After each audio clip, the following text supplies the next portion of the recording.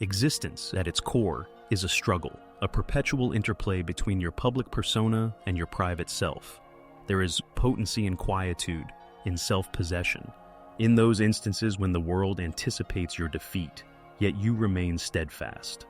However, a greater power exists beyond merely enduring hardship. It resides in harnessing the storm, learning to stand firm against it, and ultimately achieving self-mastery so that your vulnerabilities remain concealed. This isn't concerning attaining flawlessness or invincibility.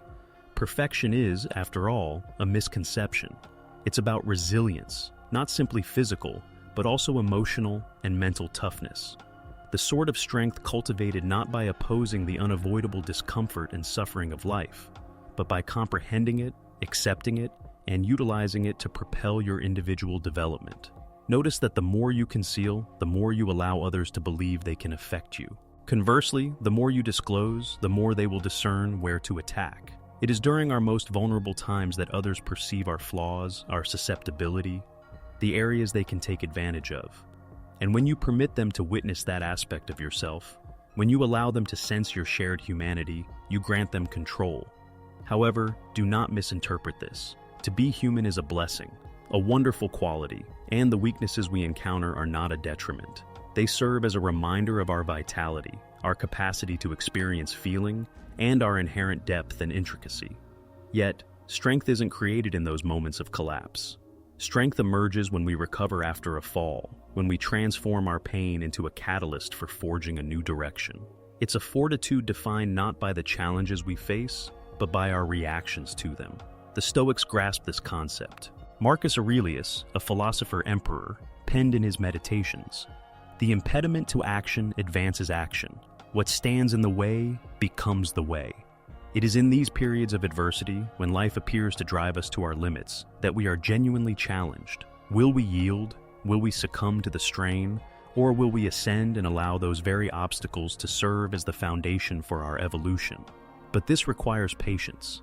Strength isn't an instantaneous phenomenon. It is gradually built, incrementally, through each passing moment. It is forged through self-discipline, through a dedication to recovering each time we stumble, through the resolute decision to never reveal our moments of weakness to others. The world isn't obligated to comprehend your difficulties, your suffering, or your internal conflicts. And no individual should possess the ability to dictate your feelings. You are the creator of your own emotional defenses. When others witness perceived weakness, they recognize potential exploitability. And upon identifying that vulnerability, they might begin to believe your entire core is unstable. This is the reason self-mastery is so vital. Not mastery over others, certainly not, but mastery of yourself. Mastery of your feelings, your responses, and your composure. Consider for a moment the strength found in remaining steadfast while turmoil swirls around you. Visualize the unwavering serenity within you, confident in your capacity to overcome any challenge. Envision yourself standing amongst a crowd eager for your downfall, yet you maintain poise, resilience, and a subtle strength they cannot decipher. That is the power of self-control. When you permit your emotions to govern your actions, you offer the world insight into your frailties. Displays of intense emotion, unrestrained rage, or overt distress. These are all cues that others can interpret. And when they can interpret you, they can influence you. When they detect your weakness, they perceive an opening. And when they perceive an opening, they will act. Reflect on times when you felt most exposed. How often did you allow others to witness that state? How many times did you permit your emotions to surface, only to have someone exploit it, perhaps unintentionally? This is the risk. Vulnerability can be a potent tool when employed thoughtfully, but it becomes a liability when revealed without intention. It's crucial to recognize that silence isn't a sign of weakness, but rather a demonstration of strength. The ability to remain composed in the midst of disorder or disagreement is a rare and valuable quality. And why do we typically react? We react because we crave acceptance, affirmation, or notice. We desire others to understand us, to acknowledge our pain, to recognize our struggles. But the reality is this: the world is unconcerned. The world doesn't guarantee understanding or compassion. The world is impartial. Once you come to that realization, you'll find that attempting to gain acceptance from others is an unproductive endeavor. You are relinquishing your own agency. Each time you respond, you demonstrate to the world that you are susceptible to influence, capable of being disturbed, and open to manipulation. You signal that your inner tranquility depends on their judgment. However, the instant you cease searching for external approval, the moment you cultivate self-acceptance, genuine power begins to surface. When you develop an imperviousness to the views of others, you achieve true liberation. And this liberty, freedom from the requirement of affirmation, represents the greatest asset you can ever acquire. It isn't about becoming detached from people, but rather about possessing the fortitude to understand that you don't require them to acknowledge your struggles or confirm your worth. Genuine emotional strength is a subtle power that doesn't demand recognition. It's the strength derived from knowing that, regardless of life's challenges, you will remain steadfast. It's the capacity to endure hardship and pain without being overwhelmed by it, to navigate difficult experiences and emerge undamaged.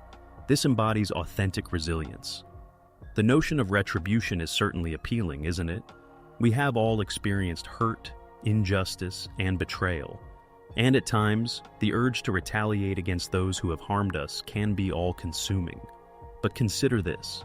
Revenge is a misdirection of your energy. It's akin to an endless, unproductive cycle.